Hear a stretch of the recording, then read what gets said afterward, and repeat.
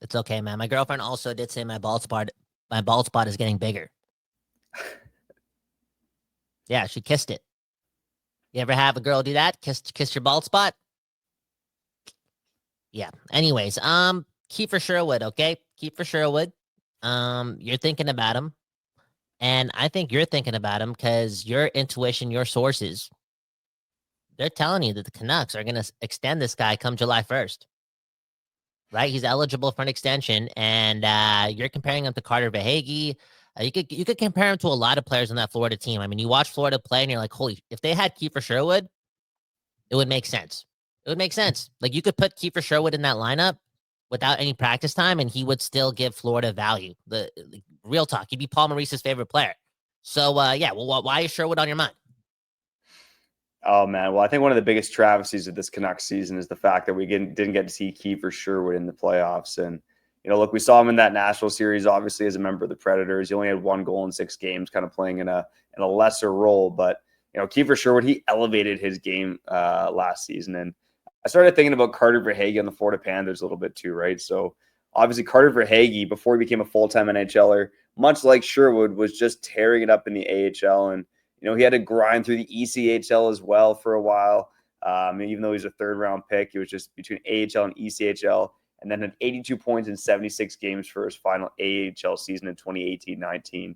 The next season with Tampa, he gets a cup banner on a very limited role, and then he goes to Florida and he starts steadily climbing. And I think about Kiefer Sherwood with the Vancouver Canucks and a bit of a similar path, although Sherwood is older than Verhaeghe, right? Verhaeghe is 1 year younger. He's obviously been in the NHL for now 5 years with the Florida Panthers. So there's less runway for Sherwood. But I look at Sherwood, the jump he took from last season with the Preds to this season, right?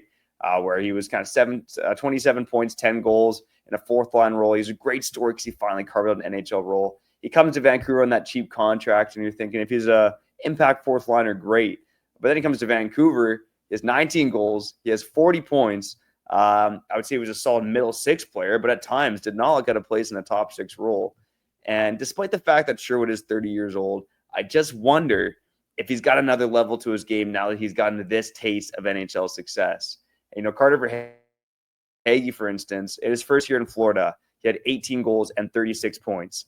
He did it in 43 games. So obviously the offensive potential was evident pretty early on. The next season, he goes up to 24 goals and 55 points in 78 games.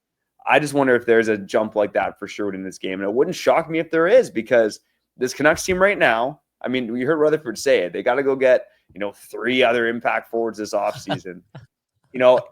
That seems very unlikely. And if you're looking for candidates from within to, push their way up the lineup, everyone's going to look to the young guys like Lecker Mackey, who I don't think is really ready for that. Wow. And a guy like Sherwood, I think he is ready for that opportunity to be a potential top six guy. And it wouldn't shock me next season if he gets to that, 25 goal, 50-ish point mark for your Vancouver Canucks, as long as he can stay healthy, because he plays a very physical style. So look, I don't think Sherwood's going to score 42 goals like Carter Verhaeghe did at his peak. He came back down to earth a bit this season in the regular season, although he's been great in the playoffs again. But I do think Sherwood's got like 25, maybe even pushing the 30 goal mark as his peak for your Vancouver Canucks. It wouldn't shock me if that comes next season. You know what? Normally, Trevor, when we say things like that, and I feel as if we said similar things like that last year with a lot of our players, like it's all about the West Coast bias and we're being optimistic. But, when you watch 82 Canuck games a year, like we did this year, and you realize that, like, holy crap, Kiefer Sherwood's actually good. And if JT Miller had his shit together and if Pettersson was good all season, like, I wonder if Kiefer Sherwood could have hit 30 this year. Honestly speaking, that's how good he was. He was all over the ice, and he was how many goals does Sherwood have? 19 this year? Or 20? Did he hit 20? 19. 19. Okay, so he hit 19. And then I feel like a lot of that stuff was on his own. Sure, he banged some in and maybe got a one-timer here and there in front of the net, like did his thing, but there were some goals where he was just sniping them, making all the noise happen, just doing a lot of work solo. And I wonder if he did have a top six center to play with, because, again, the Canucks, for the most part, didn't have one of those guys all season long, which is crazy to think about. Crazy to think about. But what happens when he does? And it brings me back to this point. Let's find solutions. And I got to get out of here soon. Again, join the Substack, link in the bio. You'll really like the read. And maybe we have to talk about Kiefer Sherwood some more. But, dude, I think the Canucks got to sign Kiefer Sherwood this offseason. Because if he's a UFA going into next season and he has that, like, Pius Suter-like energy, but he's Kiefer Sherwood and he's going to put up 600 hits and score 27 goals, now you're talking about a $6 million player, a $5 million player. So do you get ahead of it? I think you got it. Because Kiefer Sherwood, in my opinion, it's only been one season of watching him for 82 games. But keep in mind, he's got the Quinn Hughes cosign. I feel as if Quinn Hughes, he analyzes the game. He knows that guy's a dog. He's really good. Like there could be a really good player here.